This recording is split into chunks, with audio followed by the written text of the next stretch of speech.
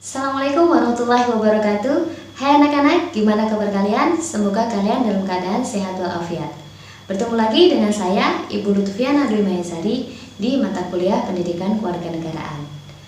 Baik, minggu ini kita sudah memasuki materi yang kedua, di mana pada materi kedua ini kita akan membahas tentang urgensi dan esensi identitas nasional sebagai determinan pemersatu bangsa.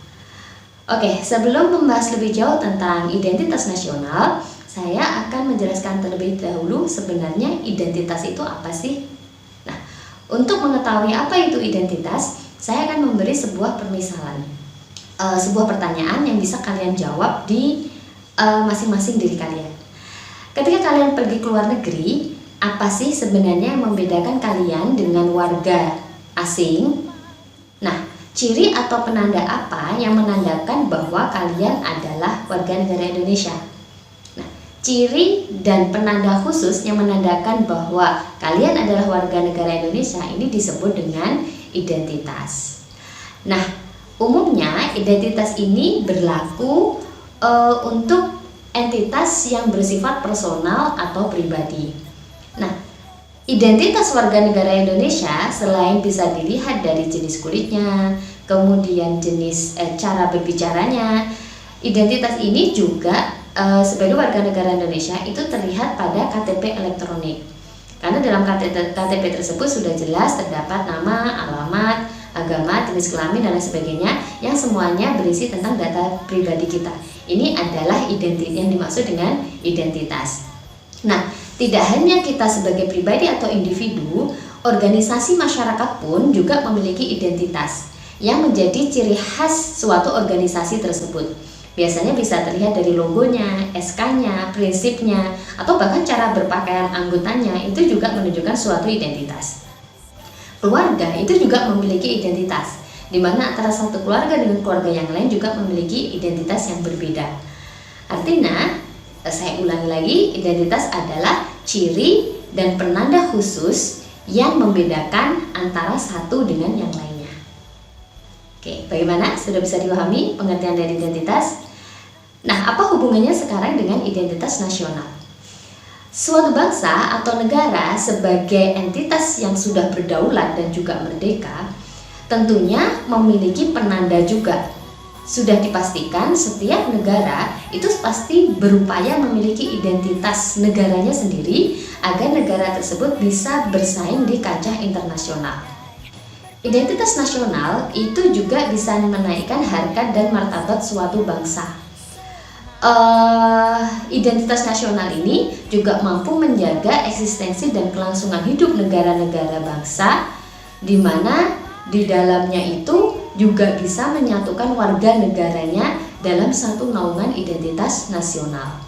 Nah, mengingat akan pentingnya identitas nasional bagi suatu bangsa, maka di materi kali ini kita akan membahas beberapa poin, antara lain urgensi identitas nasional bagi suatu bangsa, kemudian apa saja identitas bangsa negara Indonesia ini, kemudian apa hambatan yang dialami dalam mempertahankan identitas nasional, dan juga kita akan membahas identitas nasional dari segi sosiologis, historis, dan juga dari segi politikal. Baik, silahkan simak materi kita kali ini, karena di akhir sesi nanti akan ada tugas yang harus kalian kerjakan berdasarkan penjelasan dalam materi ini. Baik, silahkan menyimak materi berikut ini. Identitas nasional bagi bangsa Indonesia akan sangat ditentukan oleh ideologi yang dianut dan norma dasar yang dijadikan pedoman untuk berperilaku. Semua identitas ini akan menjadi ciri yang membedakan bangsa Indonesia dari bangsa lainnya. Identitas nasional ini dapat diidentifikasi baik dari sifat lahiriah yang bisa dilihat maupun dari sifat batiniah yang hanya bisa dirasakan oleh hati nurani. Nah, jadi diri bangsa ini tersimpul dari ideologi dan konstitusi negara kita, yaitu Pancasila dan Undang-Undang 1945. Ini penting untuk kalian pahami. Identitas ini sebenarnya dibagi menjadi dua, ada identitas primer dan juga ada identitas sekunder. Identitas primer ini juga dinamakan identitas etnis, di mana identitas primer ini mengawali terjadinya identitas sekunder. Sedangkan identitas sekunder itu identitas yang dibentuk oleh masyarakat yang menyepakati tersebut atau direkonstruksi berdasarkan hasil kesepakatan bersama. Nah, identitas primer bangsa Indonesia Indonesia memiliki 700 suku bangsa. Ini adalah identitas primer, di mana 700 suku bangsa tersebut bersepakat untuk membentuk NKRI. Ini jauh sebelum Indonesia merdeka.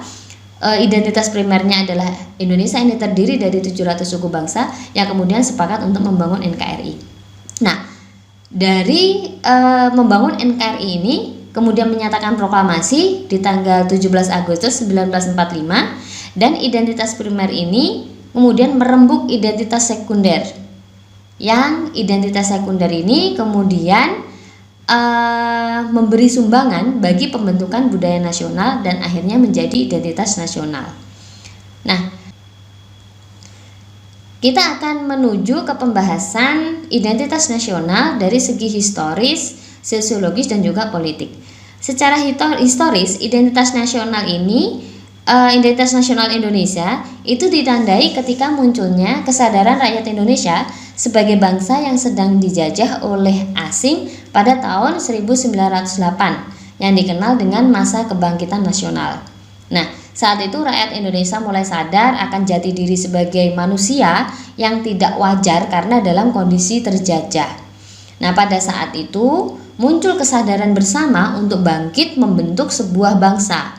Pada saat itu muncul kesadaran untuk bangkit membentuk suatu bangsa karena terpengaruh dari hasil pendidikan yang diterima dari dampak politik etis yang saat itu terjadi.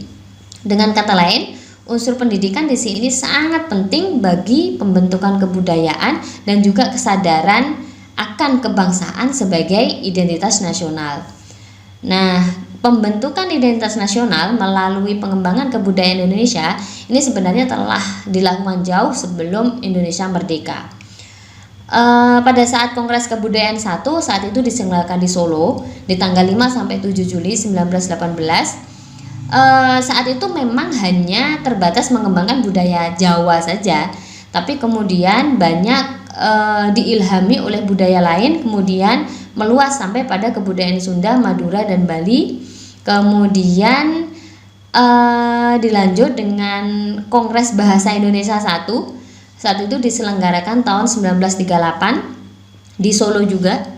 Peristiwa-peristiwa yang terkait dengan kebudayaan dan kebahasaan melalui kongres telah memberikan pengaruh positif terhadap pembangunan jati diri dan atau identitas nasional.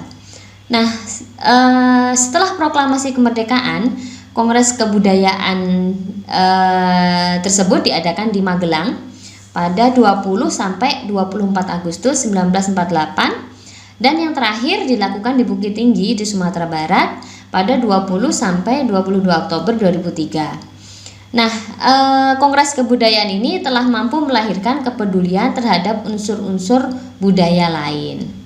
Nah, puncaknya itu ketika para pemuda yang berasal dari berbagai organisasi kedaerahan berkumpul dalam Kongres Pemuda kedua di Jakarta dan mengumandangkan Sumpah Pemuda. Nah, pada saat itulah dinyatakan bahwa identitas nasional yang lebih tegas, bangsa Indonesia mengaku tanah air yang satu, tanah air Indonesia, berbangsa yang satu, bangsa Indonesia, dan menjunjung bahasa persatuan yaitu bahasa Indonesia. Nah, identitas nasional Indonesia menunjuk pada identitas-identitas yang sifatnya nasional atau secara umum. Nah, proses pembentukan identitas nasional itu umumnya memang membutuhkan waktu, upaya keras, dan juga perjuangan panjang di antara warga negara yang bersangkutan. Kenapa? Karena identitas nasional adalah hasil kesepakatan. Tadi sudah dijelaskan ya, terutama identitas yang sekunder itu kan berdasarkan kesepakatan, bukan lahir secara alami. Kalau identitas primer itu lahirnya secara alami, tapi kalau sekunder itu kan identitas yang dibuat berdasarkan kesepakatan. Karena menyamakan otak beberapa orang yang sangat banyak sekali, tentunya prosesnya juga tidak mudah. Sangat mungkin terjadi sekelompok warga bangsa tidak setuju dengan suatu identitas nasional yang hendak diajukan oleh kelompok bangsa lain. Contohnya, ketika memutuskan bahasa apa yang akan dijadikan identitas bangsa Indonesia gitu. Seandainya yang dijadikan identitas adalah bahasa Jawa sebagai bahasa identitas gitu, identitas nasional yang artinya berlaku secara umum. Nah, tentunya yang berwarga Sunda, Batak dan sebagainya tidak terima gitu loh, karena itu tadi identitas daerah yang kemudian dinasionalkan. Makanya proses dalam menentukan identitas nasional itu tentunya membutuhkan waktu yang sangat panjang sekali. Termasuk ketika pelaksanaan Sumpah Pemuda kemudian dinyatakan bahasa Indonesia sebagai bahasa persatuan, itu juga tentunya melalui perdebatan dan juga diskusi yang sangat panjang sekali dari para tokoh-tokoh dan aktor-aktor daerah. Nah, setiap kelompok bangsa di dalam negara itu umumnya pasti menginginkan identitasnya yang diangkat atau dijadikan identitas nasional, yang mungkin saja tidak diterima oleh kelompok lain seperti yang saya contohkan tadi. Nah, kemudian setelah bangsa Indonesia lahir dan menyelenggarakan kehidupan bernegara, selanjutnya mulai dibentuk dan disepakati apa saja sih sebenarnya yang dapat dijadikan identitas nasional Indonesia. Dan dengan perkembangan kehidupan berbangsa dan bernegara hingga saat ini, dapat dikatakan bahwa Indonesia sebenarnya relatif berhasil dalam membentuk identitas nasional gitu. Artinya kita menyepakati sesuatu yang, atau dahulu pada saat perencanaannya menyepakati sesuatu yang kita anggap bahwa ya sesuatu yang disepakati di masa tersebut kemudian kita lanjutkan sampai sekarang. Apa indikatornya? Saya tadi menyampaikan identitas nasional ini, pembentukan identitas nasional di Indonesia ini sudah berhasil karena ada juga contoh negara yang sampai saat ini mereka masih bertikai untuk menentukan identitas negaranya. Contohnya adalah kasus di negara Sri Lanka. Pertikaian terus-menerus antara bangsa Sinhala dan Tamil sejak negara itu merdeka saat ini masih tetap terus berlangsung karena kedua suku ini tidak mau mengalah. Kedua suku ini inginnya menjadi identitas bangsanya, ya sehingga sampai saat ini identitas nasionalnya belum seutuhnya terbentuk. Bukan tidak terbentuk ya, tapi belum seutuhnya terbentuk.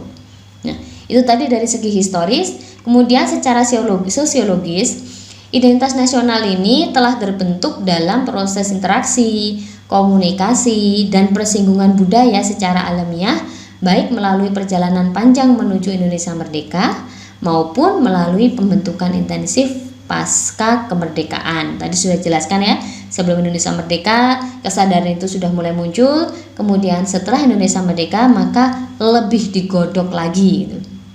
Nah, identitas nasional pasca kemerdekaan itu dilakukan secara terencana oleh pemerintah dan organisasi kemasyarakatan melalui berbagai kegiatan seperti upacara kenegaraan dan proses pendidikan dalam lembaga pendidikan formal atau non formal. Buktinya sekarang diajarkan identitas nasional itu apa, sejarahnya seperti apa gitu. Jadi lebih terstruktur dan juga lebih terkonsep secara sosiologisnya. Nah, dalam kegiatan pendidikan tersebut tentunya kan terjadi interaksi ya, interaksi antar etnis, antar budaya, antar bahasa, antar golongan yang terus-menerus dan akhirnya menyatu berafiliasi dan memperkokoh NKRI, di mana berbagai budaya dan etnis tersebut akhirnya mengakui kita memang berbeda, tapi kita punya payung yang sama. Payung yang sama itu adalah identitas nasional. Nah, secara politis beberapa bentuk identitas nasional Indonesia yang dapat menjadi penciri atau pembangun jati diri bangsa Indonesia itu ada bendera merah putih sebagai bendera negara. Ini juga tidak ada perdebatan ya sampai saat ini. Buktinya sampai detik ini kita masih mengakui bendera itu sebagai bendera negara kita. Kemudian bahasa Indonesia sebagai bahasa nasional atau bahasa negara. Artinya di wilayah kita masing-masing kita bisa menggunakan bahasa nasional, bahasa daerah kita, tapi untuk hal-hal yang bersifat formal dan simbol kegiatan-kegiatan nasional kita menggunakan bahasa Indonesia. Kemudian lambang negaranya Garuda Pancasila dan lagu kebangsaan Indonesia Raya. Bentuk-bentuk identitas nasional ini telah diatur dalam peraturan perundangan baik dalam Undang-Undang Dasar maupun dalam peraturan yang lebih khusus. Nah, di sini saya akan menjelaskan satu persatu tentang identitas bangsa tersebut. Identitas bangsa Indonesia yang pertama adalah bendera negara Sang Merah Putih. Nah, ketentuan bendera merah putih sebagai bendera negara ini diatur dalam Undang-Undang Nomor 24 Tahun 2009 mulai pasal 4 sampai pasal 24. Bendera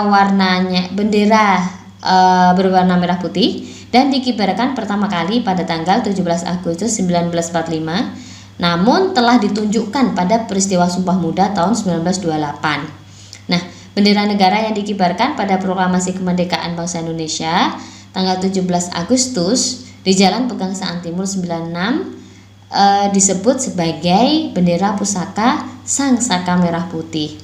Nah, bendera pusaka Sang Saka Merah Putih saat ini disimpan dan dipelihara di Monas, Jakarta. Kalau kalian pengen lihat bendera yang saat itu dikibarkan pertama kali, silahkan kunjungi Monas. Ya, kemudian yang kedua, bahasa negaranya adalah bahasa Indonesia. Jadi ketentuan tentang bahasa negara diatur dalam Undang-Undang Nomor 24 Tahun 2009 mulai pasal 25 sampai pasal 45. Nah, bahasa Indonesia sebagai bahasa negara merupakan hasil kesepakatan para pendiri NKRI. Bahasa Indonesia berasal dari rumpun bahasa Melayu yang dipergunakan sebagai bahasa pergaulan dan kemudian diikrarkan sebagai bahasa persatuan pada Kongres Pemuda II tanggal 28 Oktober 1928.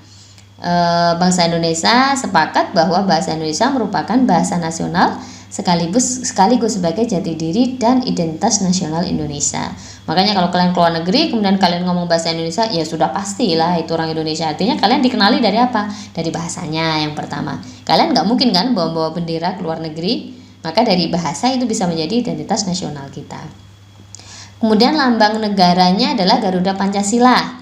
Ini ketentuannya ada di Undang-Undang Nomor 24 Tahun 2009 pasal 46 sampai 57. Nah, Garuda adalah burung khas Indonesia yang dijadikan lambang negara. Di tengah-tengahnya ada perisai burung Garuda, terdapat sebuah garis hitam tebal yang melukiskan Katulistiwa. Nah, kemudian di tengahnya itu ada beberapa lambang yang melambangkan bunyi sila dalam Pancasila. Kemudian yang keempat, lagu kebangsaan adalah Indonesia Raya. Ketentuan ini diatur dalam Undang-Undang Nomor 24 Tahun 2009 mulai pasal 58 sampai pasal 64. Lagu ini pertama kali dinyanyikan pada Kongres Pemuda II tanggal 28 Oktober 1928. Nah, lagu Indonesia Raya selanjutnya menjadi lagu kebangsaan yang diperdengarkan pada setiap upacara kenegaraan. Identitas nasional yang kelima adalah semboyan Bhinneka Tunggal Ika. Artinya simbol ini berarti berbeda-beda tetapi tetap satu juga. Nah, semboyan ini dirumuskan oleh para The Founding Father saat itu yang mengacu pada kondisi masyarakat Indonesia yang sangat pluralis. Jadi memang perumusannya ini pasti memakan waktu yang lama. Ini kita sebagai penikmat saja sebenarnya. Bangsa Indonesia dalam filosofi semboyan ini diibaratkan sebagai sebuah mozaik yang beraneka warna, kemudian tersusun dengan baik, maka keanekaragaman tersebut dapat membentuk sebuah keindahan sehingga dapat dinikmati oleh siapapun yang melihatnya.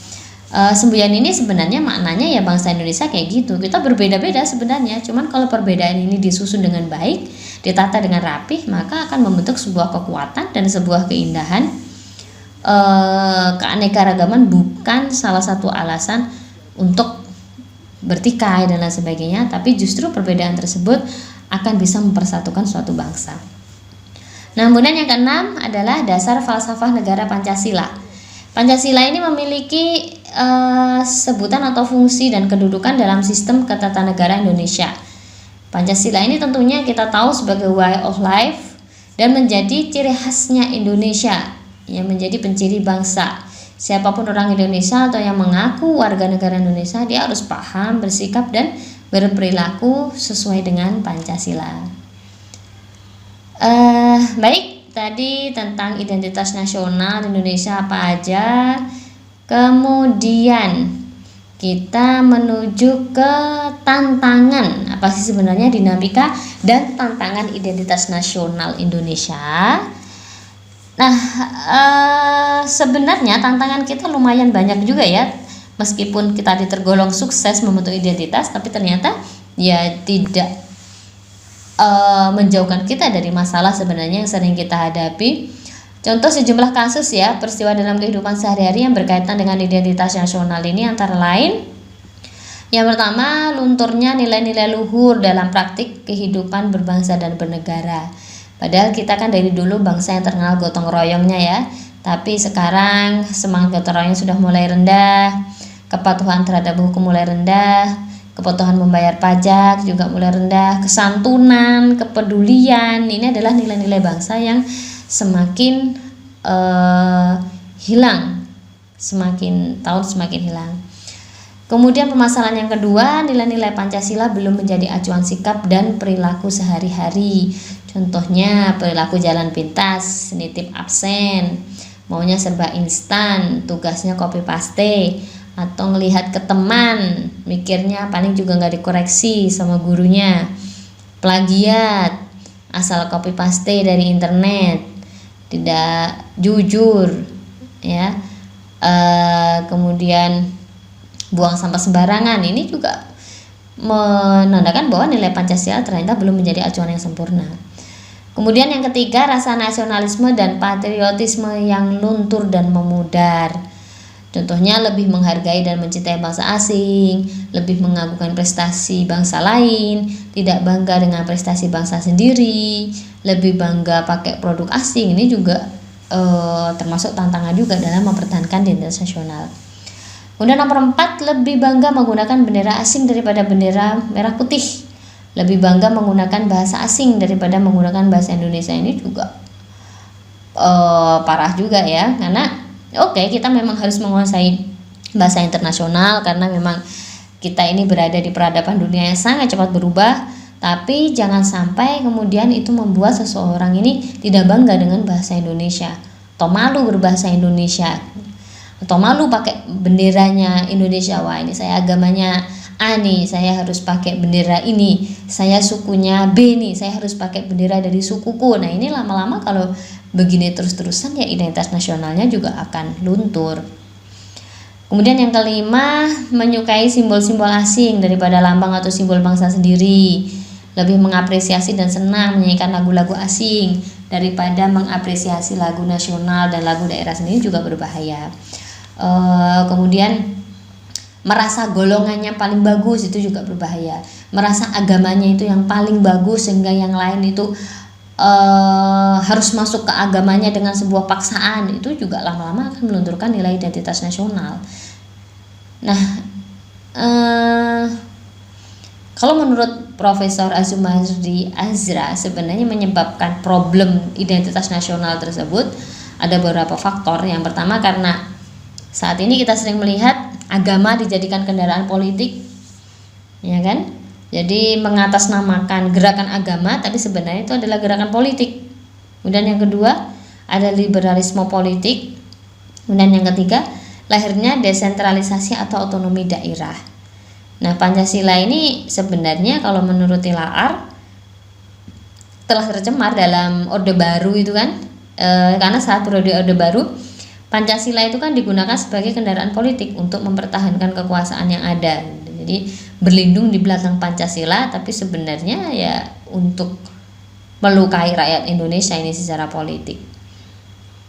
Sedangkan liberalisme politik itu terjadi pada saat awal reformasi, yaitu pada pasca pemerintahan Orde Baru. Pada saat itu kan ada kebijakan pemerintah Presiden Habibie yang menghapuskan ketentuan tentang Pancasila sebagai satu-satunya asas untuk organisasi kemasyarakatan, termasuk organisasi partai politik. Nah, sedangkan lahirnya otonomi daerah itu memang acap kali justru memunculkan nilai-nilai primordialisme kedaerahan, sehingga tidak jarang muncul rasa kedaerahan yang sempit. Nah, tentunya kita memiliki PR yang banyak ya. Salah satunya apa yang harus kita upayakan untuk menyadarkan kembali bangsa Indonesia ini terhadap pentingnya identitas nasional dan memfasilitasi serta mendorong warga negara agar memperkuat identitas nasional. Sehingga kita ini memiliki nilai-nilai yang menjadi pegangan bersama gitu. Artinya ketika kita ada konflik antar bangsa, konflik antar agama, konflik antar ras, antar suku, kita ini memiliki pegangan kalau kita ini apapun meskipun kita berbeda tapi atap kita sama. Atap kita adalah negara Indonesia ini. Nah, tentang luntur dan memudarnya rasa nasionalisme dan patriotisme ini juga perlu mendapatkan perhatian. Apa yang menjadi penyebab masalah ini? Apabila orang lebih menghargai dan mencintai bahasa asing, tidak perlu dikaji aspek atau bidang apa yang dicintai tersebut. Bangsa Indonesia ini perlu ada upaya membuat strategi agar apa yang dicintai tersebut beralih kepada bangsanya sendiri. Ya, baik anak-anak, itulah tadi penjelasan tentang identitas nasional. Kemudian identitas nasional ini tentunya karena sebagai kewibawaan negara dan bangsa, maka tentunya kitalah yang wajib untuk mempertahankan, memperbaiki tentang identitas yang sekunder ya, memperbaiki dan melanjutkan hal-hal yang baik yang telah dilakukan oleh para pahlawan-pahlawan atau siapapun sebelum kita. Baik, cukup sekian untuk materi kita kali ini. Untuk penugasannya silahkan cek di e-learning, dan jika ada pertanyaan jangan sungkan untuk bertanya dan kita diskusikan bersama. Terima kasih atas perhatiannya. Saya akhiri. Assalamualaikum warahmatullahi wabarakatuh.